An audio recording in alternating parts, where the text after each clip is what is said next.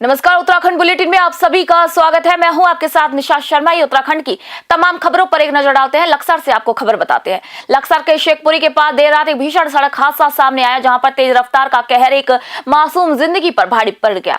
वहीं बता दें, मोटरसाइकिल से जा रहे श्रवण निवासी गोवर्धन पुत्र को यहां पर एक अनियंत्रित डंपर ने बेरहमी से कुचल दिया। टक्कर इतनी जोरदार हो गई थी कि श्रवण की मौके पर ही दर्दनाक मौत हो गई। वारदात को अंजाम देने के बाद चालक डंपर समेत मौके से फरार हो गया। हालांकि ये पूरी घटना पास में लगे सीसीटीवी कैमरे में कैद हो गई। वहीं मृतक के परिजनों में कोहराम मचा हुआ है और उन्होंने पुलिस को तहरीर देकर फरार चालक और वाहन के खिलाफ सख्त कार्रवाई की पर मांग की है। पुलिस फिलहाल सीसीटीवी फुटेज के आधार पर डंपर की तलाश में जुट गई है। लक्सर से जॉनी चौधरी की रिपोर्ट आपको बता रहे हैं।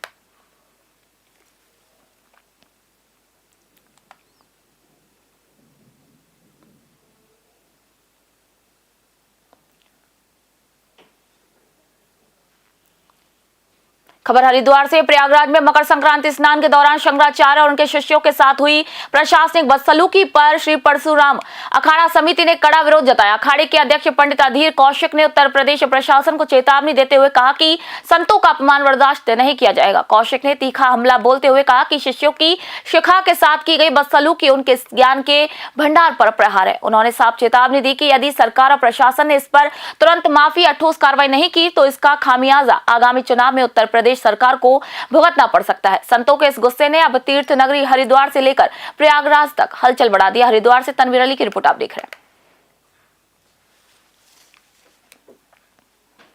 भाग्य हमारे तीर्थनाथ प्रयागराज का नहीं है, प्रयागराज अभी कुंभ हुआ था और वास्तव में जो आदिगुरु शंकराचार्य जी के साथ हुआ वो नहीं होना चाहेगा।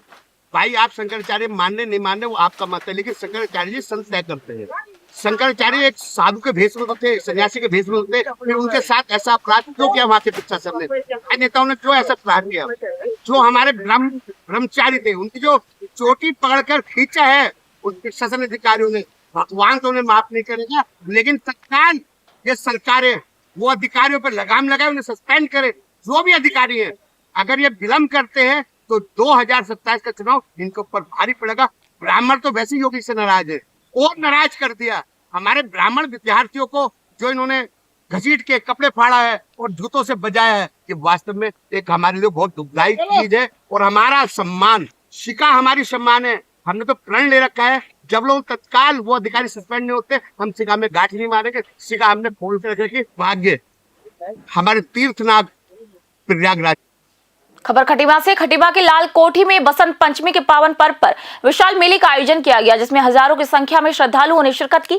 सुबह से ही भक्तों ने मंदिर में पूजा अर्चना कर आशीर्वाद लिया और मां शारदा में डुबकी लगाकर पुण्य यहां पर कमाया। मेले में बच्चों के लिए खेल खिलौने और मनोरंजन के पुख्ता इंतजाम थे। वहीं सुरक्षा की दृष्टि से भारी पुलिस बल तैनात रहा। जिला पंचायत सदस्य प्रतिनिधि दीपक मुंडेला ने जनता को बधाई देते हुए इस दिन को एक नए जीवन की शुरुआत का प्रतीक बताया। वहीं पंडित पंकज मेहता ने इस भूमि के धार्मिक महत्व और यहां होने वाले संस्कारों पर प्रकाश डाला। स्थानीय लोगों की गहरी आस्था के चलते ये मेला क्षेत्र की एकता और संस्कृति का संगम बन गया। खटीमा से अशोक सरकार की रिपोर्ट आप देख रहे हैं।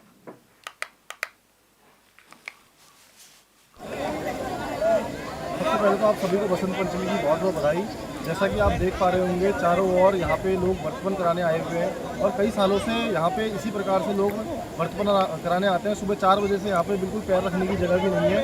ये हमारे पुराने ज़माने में माना जाता है, बसंत पंचमी का दिन बहुत ही शुभ माना जाता है। जो इस दिन लोग व्रतबंध करा के अपने शरीर की शुद्धि करते हैं और माँ शारदा, गंगा के रूप में माँ शारदा की डुबकी लगाकर अपने जितने भी पाप हैं, जितने भी वो हैं, उनको पीछे छोड़कर आगे से नई शुरुआत करने के लिए यहाँ पे लोग आज के दिन में अपना व्रतबंध कराते हैं। खटीमा क्षेत्र के लाल कोठी स्थान पर लोगों के रंग मंत्र संस्कार, उपनयन संस्कार, वैदिक संस्कार, हवन इत्यादि कार्य किए जाते हैं। ये पवित्र स्थान इसीलिए है, इस भूमि की जो गाथा है वो इसी बसंत पंचमी के दिन विशेषकर उपनयन संस्कार, कर्णवेद, यज्ञ, पवित्र वेदारंभन ये संस्कार यहाँ पर किए जाते हैं तथा लोग बड़े दूर दूर से इस स्थान पर आकर के इस स्थान पर डुबकी लगाकर स्नान भी किया करते हैं। खबर चमोली से। नंदाधाम नौटी में बसंत पंचमी के शुभ अवसर पर धार्मिक रीति रिवाजों के साथ मां नंदा देवी राजजात यात्रा 2026 का दिन पट्टा तय किया गया। ज्योतिष गणना के मुताबिक यात्रा 19 सितंबर 2026 से शुरू होनी है। हालांकि यात्रा समिति के अध्यक्ष डॉक्टर राकेश कुंवर ने दुर्गम पड़ावों पर व्यवस्थाएं पूरी न होने का हवाला देते हुए इस वर्ष आयोजन में असमर्थता जताई है और इसे 2027 में भव्य रूप से कराने का सुझाव दिया है। वहीं जिलाधिकारी गौरव कुमार और एसपी सुरजीत पवार ने नौटी पहुंचकर मां नंदा का आशीर्वाद लिया। जिलाधिकारी ने स्पष्ट किया कि प्रशासन इस आस्था से जुड़े महाकुंभ के लिए पूरी तरीके से तैयार है। अब सबकी नजरें यात्रा के अंतिम निर्णय पर टिकी है। चमोली से सुरेंद्र धनेत्रा की रिपोर्ट आप देख रहे हैं। देखिए, आज वसंत पंचमी के पावन अवसर पर हम यहाँ नौटी में मां नंदा देवी के मंदिर में आए हैं और यहाँ पर जैसे सदियों से परंपरा चली आ रही है कि यहाँ के राजकुमार 14 सयाने 12 थोकदार वो सभी उपस्थित हैं और उनके द्वारा नंदा राजजात यात्रा की तिथियों की घोषणा की जाती है। प्रशासनिक काम व्यवस्था का है। जो भी प्रशासन की ओर से यात्रा को सफल और सुगम बनाने के लिए कार्यवाही आवश्यक होगी वो हमारे द्वारा अवश्य की जाएगी और हम इसको भव्यतम और दिव्यतम बनाने के लिए कटिबद्ध हैं। प्रस्तावित मानी जा रही थी वो अचानक से स्थगित कर दी गई है। श्रद्धालुओं को में इसको लेकर के कई प्रकार की चर्चाएं हैं। आप क्या संदेश देंगे इसमें कि क्यों ये स्थगित की गई और 2027 में किस प्रकार से इसको संपन्न किया जाएगा? मैं तो यही कहना चाहूँगा यहाँ पे कि जो नंदा देवी राजजात यात्रा है वो मनुष्य के जन कल्याण के लिए है, उसकी सुख शांति और उसके वैभव उसके आरोग्य रखने के लिए है। 2026 का जो समय हिमालय का आ रहा है होमकुंड का वो 19 सितंबर को आ रहा है, जबकि हमने विगत वर्षों की यात्राएं कभी 3 सितंबर में हमारी हिमालय में लगी और कभी हमारी यात्रा 6 सितंबर में लगी।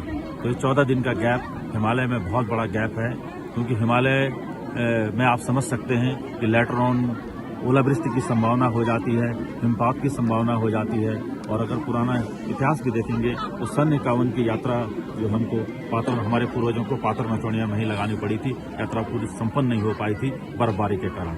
इसलिए सभी खबर हरिद्वार से। हरिद्वार के बैरागी कैंप स्थित शताब्दी नगर में गायत्री परिवार के ऐतिहासिक शताब्दी समारोह की धूम मची हुई है। इस भव्य कार्यक्रम में आज केंद्रीय कृषि मंत्री शिवराज सिंह चौहान और उत्तराखंड के राज्यपाल लेफ्टिनेंट जनरल गुरमीत सिंह ने शिरकत की। वेद मंत्रों और आध्यात्मिक ऊर्जा के बीच आयोजित इस उत्सव में देश भर से लाखों अनुयायी उमड़ पड़े हैं।